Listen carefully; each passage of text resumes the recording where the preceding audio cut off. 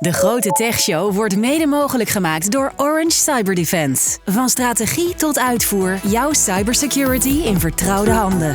Goed dat je luistert naar de Grote Tech Show. Tech verandert onze wereld. Hier hoor je hoe. Vandaag in gesprek met de oprichter van Bellingcat, het onderzoekscollectief dat open source intelligence groot maakte en dat nog steeds doet. En daarover willen we alles weten. En wij zijn in mijn geval Jo van Buurik. En Ben van den Burg. En elke donderdag bespreken wij, Ben, wat er verder speelt in de wereld van tech. Nemen we de week door en hoor je wat je verder allemaal moet Belangrijk, weten. Hè? Heel belangrijk. Dat is heel interessant. Zeker, want dan gaat het over van alles en nog wat. Dus volg de Grote Tech Show in je favoriete podcast-app. Maar nu gaan we naar Bellingcat. Dat kunnen we gerust het bekendste internationale onderzoekscollectief noemen in de huidige online mediawereld. Ze werden groot en zijn dat nog steeds met open source intelligence, OSINT. En daarmee halen ze zeer geregeld belangrijke ontwikkelingen boven tafel. Bij uitstek in geopolitieke conflicten. Hoe doen ze dat? En in hoeverre bedreigt de enorme opkomst van AI hun werkwijze? Of helpt het juist? And because he's from the UK, we'll be switching to English now as we say welcome to Bellingcat founder Eliot Higgins. Thanks for having me on. Thanks for being with us. You've made a name for yourself over the past 15 years, initially working as an open source intelligence investigator and fact checker yourself, having founded Bellingcat in 2014. So if we fly across, you've covered Syria, MH17, the assassination of Skripal, the Russian invasion in Ukraine, most recently the war in Iran. What's been the most pressing chapter? I think going back to MH17, it was such a big moment, I think, for the whole open source community, not just Bellingcat, that it took open source investigation for something that really then was kind of still a bit of a weird hobby of oddballs on the internet to something that was increasingly recognized by journalism, but also as its value towards legal accountability. And that, I think, really was the catalyst for the increasing widespread adoption of open source investigation by journalism organizations, civil society actors, and human rights groups. Yeah, but it's interesting because when you started, it was still probably not recognized at all by legacy media. That's the way we should talk about newspapers, radio, TV, etc. But for instance, looking back at Ukraine, I was already involved at Business News Radio, and OSINT was very much taken seriously at that point in time. Would you say it's taken seriously enough that everyone's adopting it, or are we still getting to grips with the power of OSINT? I think after the Russian invasion of Ukraine, the official invasion in 2022, that there was certainly a lot more of open source investigation techniques being used by various organizations. It was definitely established then. Part of that was because we had spent the last few years training thousands of journalists and civil society actors to do open source investigation. Yeah, through the way you've been doing it. Yeah, because that's always been at the intent of Bellingcat. You know, when I launched it, I didn't have many big ideas, but one of them was to spread the use of open source investigation by creating case studies and leading by example, really. And over the years, we've turned that into training, collaboration, and other ways of spreading that information to both the kind of legacy media, but new media organizations and different kinds of groups that are emerging in this internet era. So is it more the technique of how you use the open source intelligence, or is it more the legal stuff? What is most pressing? What is the most important thing you need to have? It's really, I think really what's pressing at the moment is understanding the shift in audiences, because we're no longer in an environment where, you know, you can find audiences in one place. Like in the kind of Twitter era, that was a really big part of our audience because you had the journalists there, the experts, the public, but that's become increasingly splintered. So what's actually quite pressing at the moment is even being able to find audiences who are interested in your stuff. And for us, that's really then being led by looking at partnerships with other organizations who have those audiences already. And that can look like a few different things. So we were doing investigation into ICE raids in California, and there we worked with a local news organization called Cal Matters. So we were doing the kind of open source analysis and collection, but they were on the ground able to follow up what we were identifying. And they already had a local audience who were interested in that. In another situation recently, we published an investigation into the Kinahan drug cartel, which we did with the Irish Times in Ireland. But we also worked with a YouTube channel called Search Party. And they produced videos that are kind of 10, 15 minutes long, nice production values, to an audience who wants stuff on crime, sports, and drugs. And there they got already about 2 million views on that video. And I've had people come to me saying, I discovered your work through that video. So we aren't paying them to do that. They're getting the content from it. They're getting a way to bring the audience a new way of reporting. But that's one of the big challenges that I think a lot of organizations are facing at the moment. How do you operate in a splintered environment? Yeah, so you've become a bit of an intelligence supplier to all kinds of news outlets, if I may, and also training them to do the work themselves in the long run. But if we talk about your organization, as you mentioned, Bellingcat is registered as a Dutch entity. You're funded by a variety of charities, including the Dutch National Lottery, in fact. Now, Dutch media outlet Follow the Money reported you had 10 million euros in revenue in 2024. Does that cover everything you need to do and want to do? Well, I mean, it's a challenge at the moment. The one thing that's really had a big impact on our sector is the USAID funding cuts. Right. Because by some estimates, that could be 25 to 40% of the global funding for non-profit journalism. And that's had a huge impact in the global south already, where there's a lot of organizations that really relied on getting that money directly. But then you have a second order effect that now in that whole funding ecosystem, there's less money. So it's become really, really competitive. And you have to think of different ways of raising money, because we did have that one good year, but we're also now having a bad year because of those funding cuts and the pressure on funders. So we're launching a kind of membership program, not to close off content on the site, but just so there's a supporters program so people who want good journalism like Bellingcat produces have a way to fund us. So it's being diverse is something, both in terms of audience and how you fundraise, is something that's really essential, I think, for our kind of organization. Yes, but I would like to understand, because you have 40 people on your pay list. Now, and then I think, okay, 40 people, so I multiplied by 100,000 euros to make it easy. That's 4 million in costs. You have extra costs, the housing and everything, and some technique. But it's not. I mean, with 10 million, I think you are done. Or where do you use the money for?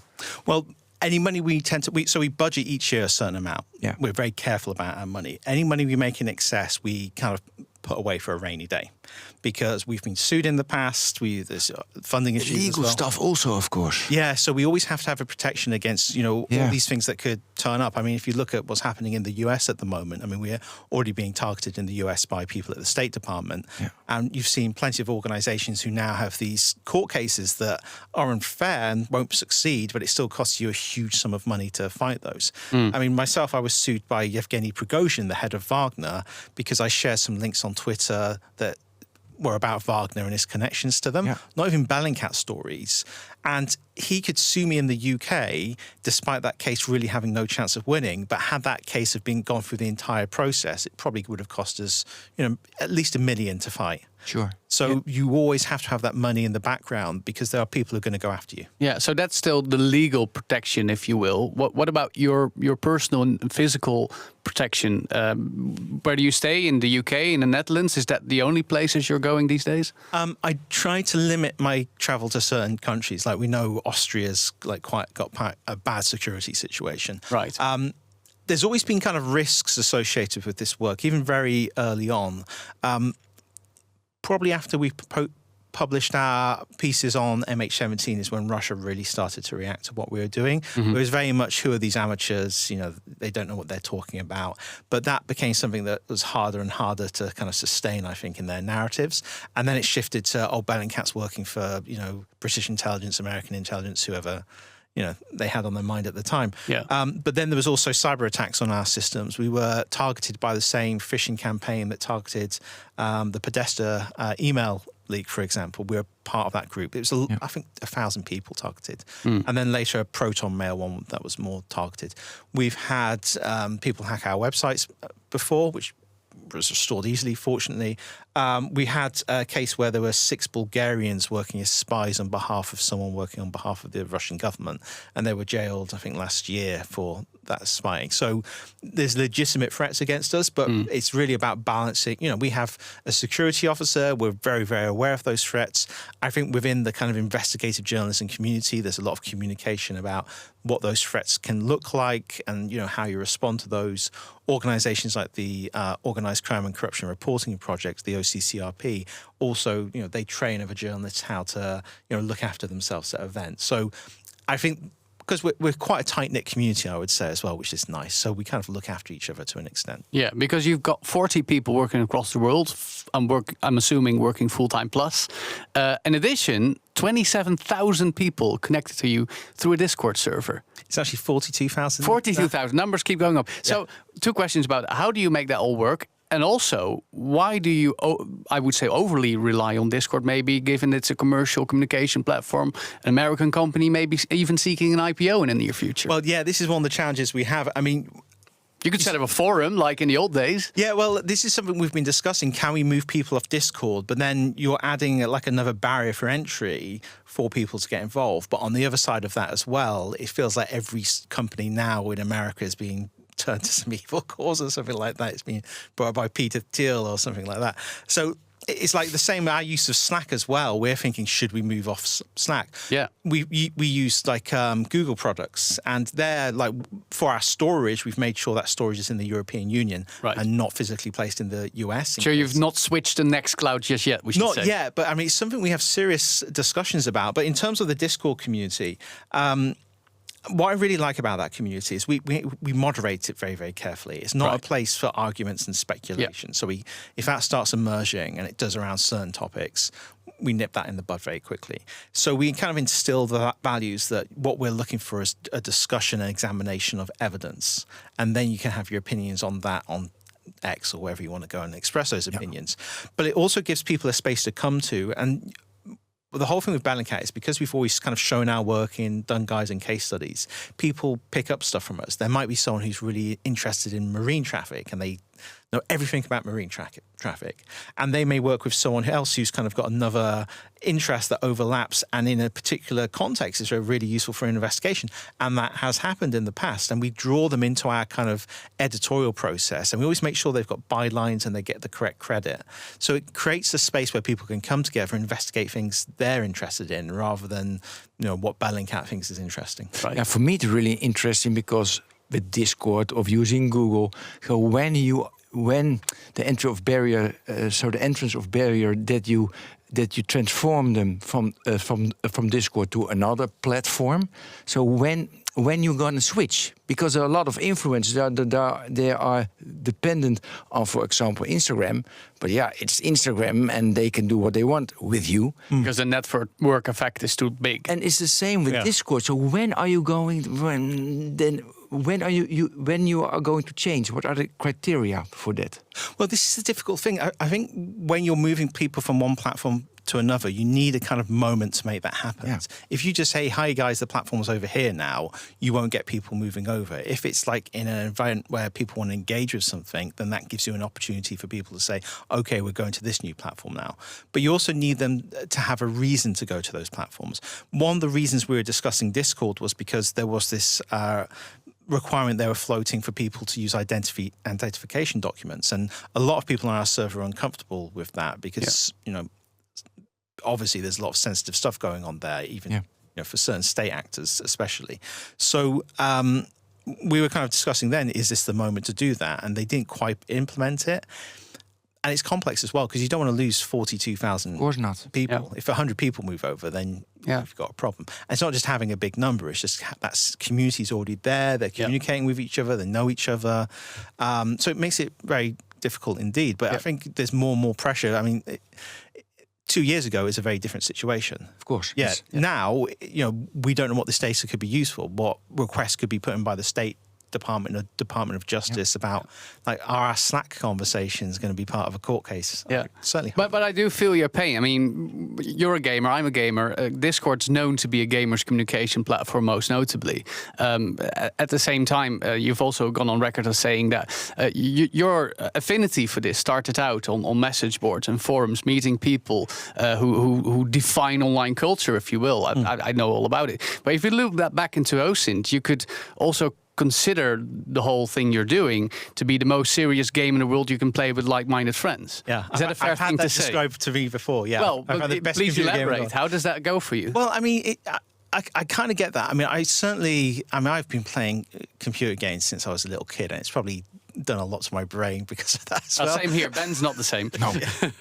But I think in it as well, when I kind of grew up in forum culture as well. The Something Awful forums were a very big part of my kind of late teens and early 20s, and that was very formative in a lot of kind of online culture. Yeah, I completely understand. And I did find when I was kind of doing work with kind of more serious organizations who were trying to understand issues around disinformation, their experiences were so detached from those online experiences, because unlike me, they were studying when they were at university and going to like Harvard and like really nice places like that. And I was kind of at a terrible university in the UK, failing to turn up for lessons. But I did kind of understand the online culture that would produce disinformation. They kind of saw it through this kind of very kind of logical, intellectual lens. And I said, this is kind of not what's going on in these communities. And that's why you're having so much trouble understanding this. So I think that's also, I think it's useful to have people from different backgrounds, especially in these online environments. Yeah. At the same time, given the way you operate in an OSINT environment, you'd think people and organizations involved in conflicts and situations in crime would, by 2026 standards, become more discreet, hiding their crucial information. But I'm assuming that's still not the case, since you're still able to do your work. Yeah, I mean, even, I think Russia has probably learned the most from us than any other state has to. They're now not putting crucial telephone numbers in their passport documents anymore. Yeah, so like in the Skripal case. Yeah, they've definitely learned their lessons, but still, I mean, there's only so much you can do to mitigate those risks even when you know what they are. But then you have plenty of places in the world where you just have states or groups or individuals who just haven't heard of Bellingcat or open source investigation and think they can get away with doing the same stuff that they've always been doing because no one's kind of brought that to their doorstep yet, that they've not been challenged in that way yet. So it's always kind of amusing for me when we do start doing work in a new area. Like we did one investigation into these killings that took place in Cameroon by these soldiers. Right. And when we first published something with the BBC, the Cameroonian government gave a press conference where they had a still from the video with the words fake news under it and like denouncing us, saying it wasn't real. Mm-hmm. But then within a year, because of the pressure our reporting produced, those soldiers were convicted for those murders in a Cameroonian court. So you were proven right. Yeah, but they weren't, I don't think, prepared for us to kind of do that. It's like another example is, there was the shooting down of PS-752 in Iran, which is a Ukrainian aircraft. And the Ukrainian investigators who went there were the same ones who had followed our work on MH17 for years and really trusted us. So when we published a piece that showed the missile streaking through the air and shooting the aircraft down, which the Iranians wanted to say was fake, they said, no, if Bellingcat's saying it's real, then you've already lost the argument. And the Iranians admitted that they had actually shot down the thing within 24 hours of that message being communicated to them. So it does have a real impact. Yeah.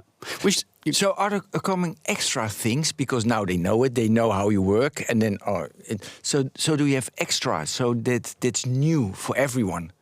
Changing the game. It's changing the game the last year or so. Well, I mean, there's always new developments. I mean, that's one thing that's so fun about this is there's always some new idea or tool or platform that emerges. Including AI. Well, there's AI, yeah. But, something that I think has really kind of improved over the last couple of years is marine traffic investigations. Oh, yes. There's a lot of work on shadow fleets, for example.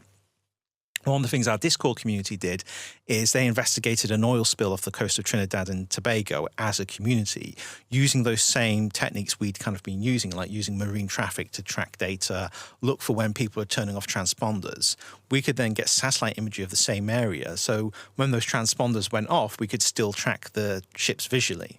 And we also, one of our team members developed a piece of machine learning software to automatically detect vessels at sea as well in satellite imagery to make those searches easier. And that's a completely new tool and set of techniques. Yes. But there's this, it opens up more doors. I just see it as lots of doors. Some are closed, some are open. Some you need to rattle the door handle out a bit. But the more, time goes on, doors do close, but lots of them open with these new tools. Yeah, but with the oil spill, you cannot hide it because it's there. But also that someone's tried to hide something because they know how you work, and then you have a new method, and you discover it.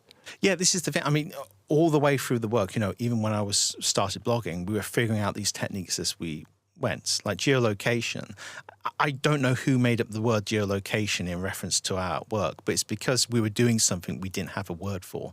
It's just like spot the difference with satellite imagery and video. But someone said this is geolocation. Everyone said it's geolocation now. So we get to make up words, which is always nice as well. That's funny. At the same point, though. You obviously use a lot of imagery shared across the internet, including social media, to cross-reference stuff. That's part of OSINT. But we have so much AI-generated content in the mix these days that probably not just adds to the importance of your work, and we'll get to that as well, but hinders your fact-checking as well, because how can you know for sure that this image can still be used for reference?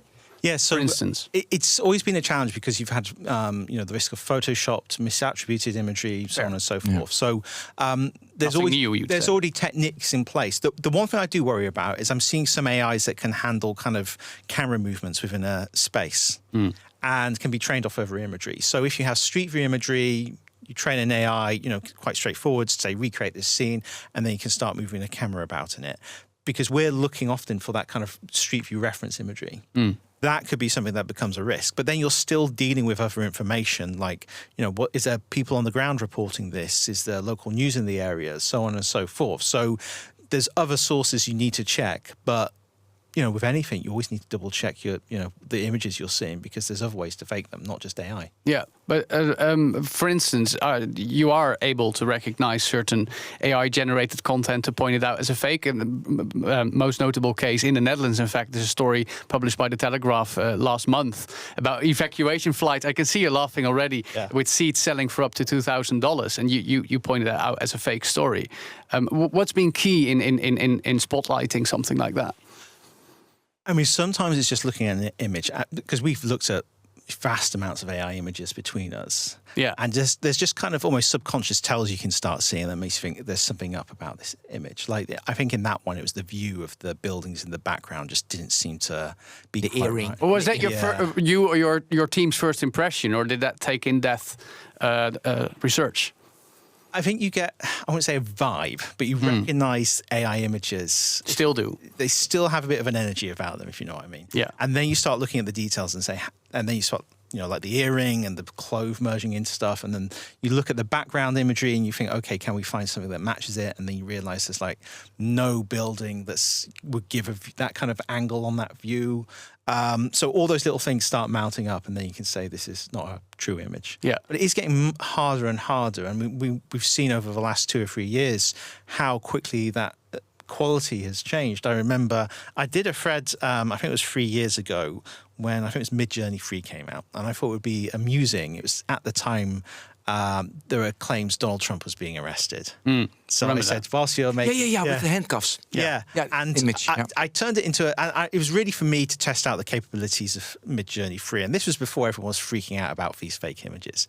And thanks to me, they started freaking out about the fake images. Because I did a whole storyline on Twitter of basically, it was the Shawshank Redemption, but with Donald Trump. And he kind of escaped and ran out and went to McDonald's. And it was obviously a bit. So I didn't think anything of it. And no one shared it as a genuine image. But it was so realistic, people freaked out about it. And then you had the Pope in a puffer jacket. Yes, coming out a few days later. Really important. And I still today get letters asking for permission to use those images in some academic book or news article about AI-generated imagery from across the world. It's like my biggest cultural contribution to stupid images. Was AI-generated images. Yeah. At the same, we could point back before the Gen AI hype.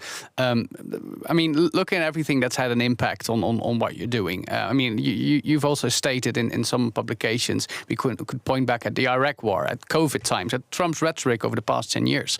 But then there's the augmentation impact of algorithmic timelines on social media platforms. What's been the biggest factor, and how does that size up to the impact of AI? I think it is, well, I mean, I think it's very easy to point out algorithms and say, oh, it's all algorithms that are making people go crazy and believe in conspiracy theories. But this always begins with a sense of betrayal or loss of trust in some institution for some reason. That's always at the core of this. It can be something that's genuine, it can be something that's not, and it creates a kind of demand for other information. I think when we're dealing with conspiracy theories and, the far right and far left and all these issues, we treat it like it's a supply side issue, that there's bad information out there. It might be coming from a foreign actor or a conspiracy theorist. But if we can get rid of that and replace it with good information, that solves the issue. But the problem is that's not really the whole story. There's a demand for this because people feel they lose trust in institutions. And we often think of it in terms of, say, the conflict in Syria and the chemical weapon denialists who just say this is Iraq all over again, which is a legitimate concern. But you can also look at it like the alternative health community, where you have women who often get poor health care, their concerns are dismissed, they get this sense of humiliation and betrayal from the people who are supposed to support them. So then they find an alternative health community that exists online that offers them answers, but it also offers them a community who've gone through similar traumatic experiences. And it resonates with them. And it reinforces it as well. So it creates this kind of recursive loop. And the problem is then, as you're over time exposed to this and you have more of these bad experiences and you see other people's bad experiences, it opens you up to even more and more radical ideas. It kind of filters you towards the most extreme version of beliefs you can hold. Yeah. So you may have started off thinking that vaccines might not be safe, but then you might end up reading stuff about Bill Gates putting microchips in vaccines and how 5G towers are going to activate them, and then you're burning them down. Yeah. And to you, that's a logical journey that you've gone through. And this is the other problem we make. We treat these people as illogical actors, but within the information environment that they're in, it's logical. And because we have an algorithmically mediated environment that serves them, content that's emotionally engaging, that is designed specifically for them, that people produce that content genuinely or for monetization or for other purposes, it's a really poisonous ecosystem, and we don't create alternatives to that. Yeah. We just let the internet be the internet. And the internet, in those terms, is awful. Yeah. Okay. Great analysis, in my opinion. What kind of factors can we change to make it better?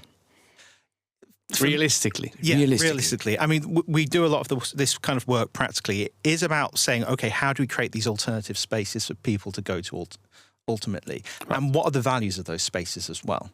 Does the methodology have primacy there? Is, like on our Discord server, it is about that methodology being what we build our identity around. It's not a pre-assumed conclusion about something. Right.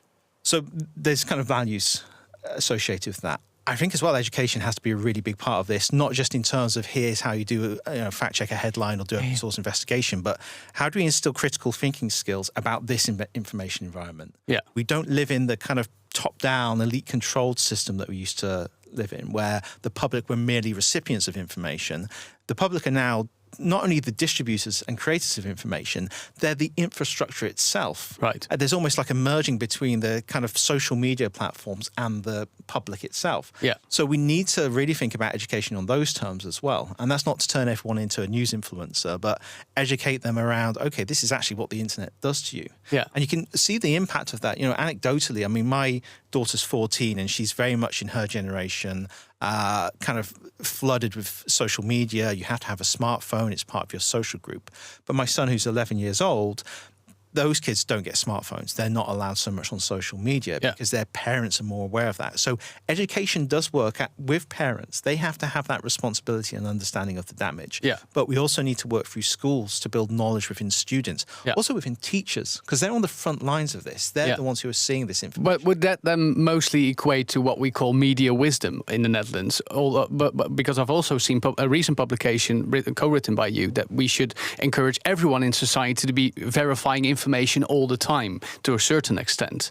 Well, because now we are all the distributors of this information. Yes. We are the distribution industry. But how do we get everyone in society to start to have this conscience and then at least the basic skills to be verifying all the time? We need to explain these are core democratic values in this society. We think about democracy and how, democracy seems to be in a lot of trouble at the moment. And I think there's good reasons for that because, there is these institutional betrayals that people feel. Things like austerity, for example.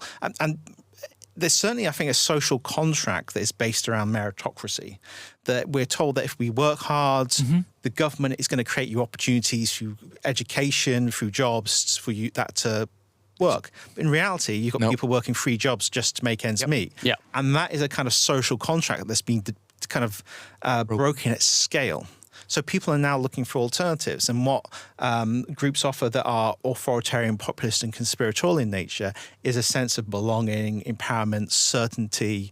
It's kind of, there's this concept of having too much freedom that kind of emerged in the post-World War II era. Yeah, but the solution is always education. The solution is always regulation, that we regulate big tech. And it's always that the technology will evolve and make it sometimes better and sometimes worse. But that are broad terms. Yeah, and this is the thing. I look a lot at the kind of interwar period where, the UK and the US after World War I, they recognized there was a lot of betrayal of public trust from the government, from the media. So they improved democracy. They made it more inclusive. They spread the vote. They created public interest media in the UK with the BBC. And that created kind of democratic substrate, democratic infrastructure. But in that moment, the public couldn't own printing presses. They couldn't participate in the distribution of information. Now we live in a very different period. The public can be part of that. So we can't just start kind of think this whole model of like we have the institutions, the media, the government as being separate from the public. We are now kind of in the same system together. So we need to build around those ideas.